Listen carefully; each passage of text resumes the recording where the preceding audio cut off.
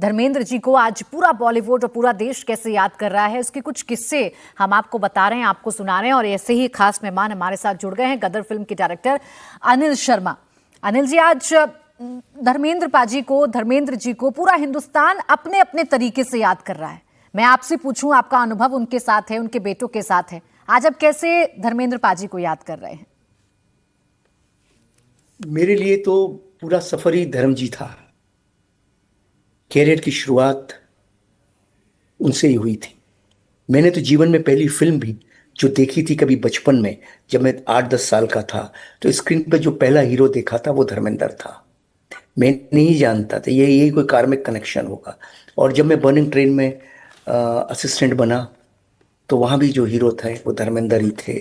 और धर्म जी के साथ इतनी यादें, इतनी दुनिया जुड़ी हुई है कि मतलब मैं बोलना चाहूं तो 2 4 5 दिन बोल सकता हूँ धर्म जी के ऊपर, इतना कुछ है मेरे पास। और बर्निंग ट्रेन की उनके साथ, फिर एज ए असिस्टेंट, फिर पहली फिल्म की उनके साथ हुकूमत, फिर ऐलानी जंग, फिर तहलका, फिर फरिश्ते, फिर पुलिस वाला गुंडा, फिर अपने तीनों ड्यूल्स के साथ, फिर बेटों के साथ भी की, सनी देओल साहब के साथ गदर, द हीरो, अब बॉबी के साथ अब तुम्हारे हवाले, बॉबी के साथ अपने, और फिर सिंह साहब दी ग्रेट, अब जाके गदर 2। तो मेरा तो बहुत लंबा सफर है इस परिवार के साथ। तो क्या क्या किस्सा सुनाऊं आपको, क्या क्या किस्सा सुनना चाहती हैं ये बताइए।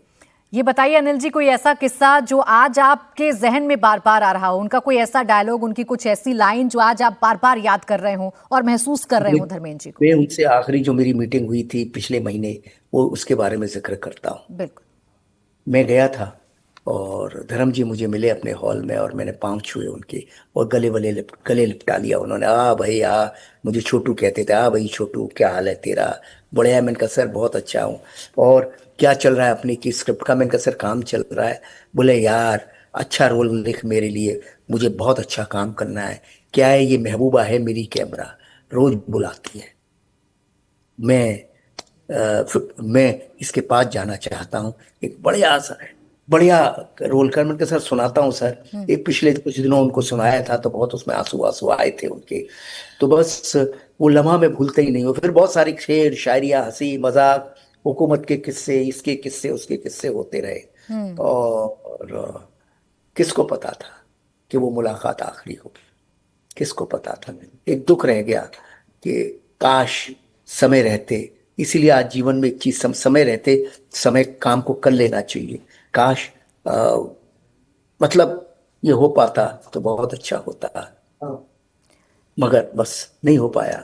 और आज धर्म जी नहीं हमारे बीच, लेकिन वो रहेंगे सदा, है ही हमारे बीच। मैं उनको भूल कैसे सकता हूँ, या कोई इनको कैसे भूल सकता है? अनिल जी, आज जब भी धर्मेंद्र जी की बात हो रही है तो उनकी जिंदा दिली की बात हो रही है। युवा पीढ़ी को वो कैसे मोटिवेट करते थे, हर हालात में कैसे संघर्ष करके जीतना है वो बताया करते थे।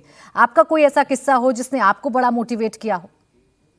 अरे कितने किस्से हैं, कितने हुकूमत के दौरान के कितने किस्से हैं। वो, मतलब